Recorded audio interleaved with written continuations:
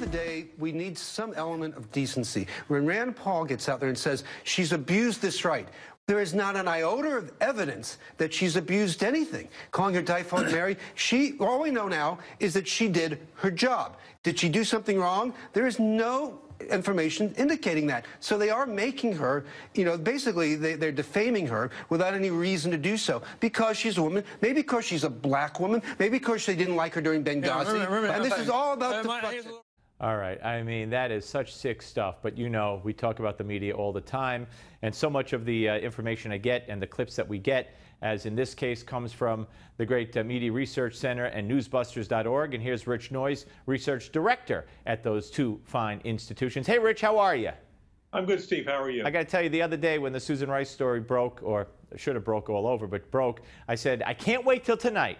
And then to read the Media Research Center's analysis of what the news shows did with this, and lo and behold, you found out that ABC and NBC didn't even mention the Susan Rice thing on the first night, and CBS did a stand-up from the White House defending Susan Rice. But what we just saw here is really nuts.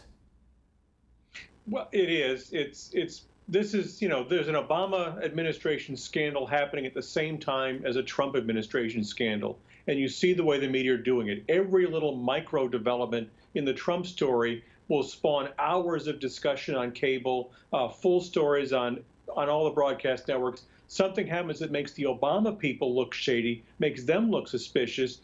There's no story at all until they can figure out what the defense is. And then the story is it's all a distraction. It's all a non-story. And if it keeps going, well, it's sexist, it's racist. It's exactly the same go-to defense they had all during the Obama years. There's a story they want to dig into, then there's a story they want to ignore, and you can see the partisanship all over it. Yeah, you're absolutely right. Not only, though, maybe they're saying this because she's black, because she's a woman, is insane on its face. But where's the evidence? There's absolutely no evidence to it, and they're slandering her. Well, that's exactly what they're doing to Trump every single day, and the people around him. We haven't seen any evidence of collusion. There's no evidence of collusion. And Susan Rice went on 2 weeks ago and said she didn't know anything about what Devin Nunes was talking about. PBS. She saw it on TV for the first time, didn't know anything until she saw it on TV. Right. Now she's got to amend her story. Well, Mike Flynn had to amend his story on talking to the Russian ambassador, and he got fired from the Trump White House. Susan Rice is being propped up by the media, even though her original story has fallen apart. All right, let's move on to this disinformation campaign when it comes to the nuclear option and the Supreme Court nominee Gorsuch. And, I got to tell you, for a guy who's a lawyer, Chris Cuomo gets it wrong so often.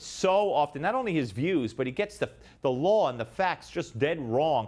And here he and Allison Camerata are basically misleading the public when it comes to the nuclear option. Let's watch.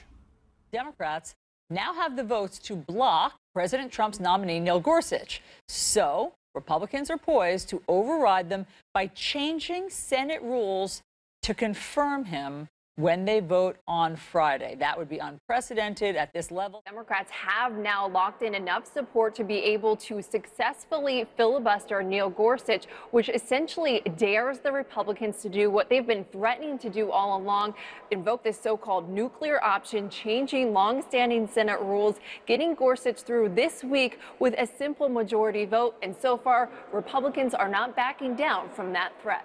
All right, that's not only factually inaccurate, and they need to add when they don't put things in perspective, when they don't add the little thing about how Harry Reid invoked the nuclear option a few years ago. That to me is fake news by omission, and there's a lot more fake news by omission on the left than there is actual fake news. Right, and of course there's hypocrisy. In 2013, when Harry Reid did it for all of President Obama's judicial appointments except Supreme Court, the New York Times editorialized that it was a victory for democracy. Journalists loved it. CNN's own talking heads, Ron Brownstein, said it was an anachronism to require a supermajority for appointments. Now that it's being extended to one additional office, the Supreme Court, it's unprecedented, never been done before. Republicans are blowing up the Senate. Democrats blew up the Senate 4 years ago with the liberal media cheering them every step of the way. I got one more. Yesterday I did a whole my Gimme 5 commentary on Joe Scarborough and his panel, just basically calling Donald Trump mentally unstable. Not the first time he's done it. Do you think he's like a scorned, lover kind of thing, where they cozied up to Trump during the primaries, and this is going to be the place to go to get Trump information? We have a direct line to the White House, and then Trump shut him out, and now Trump's a racist, and he's Hitler, and he's crazy. I think it's more than just Joe Scarborough. I mean, look at Scott Pelley. I mean, you've got this whole cabal inside the media that is vilifying Donald Trump, and they're getting awards for it. They're getting profiles about how courageous and truth-telling they are for going and insulting the President of the United States. It really would have been courageous for these liberal journalists to do that during the Obama years, but then they fight off insults, not delivering them.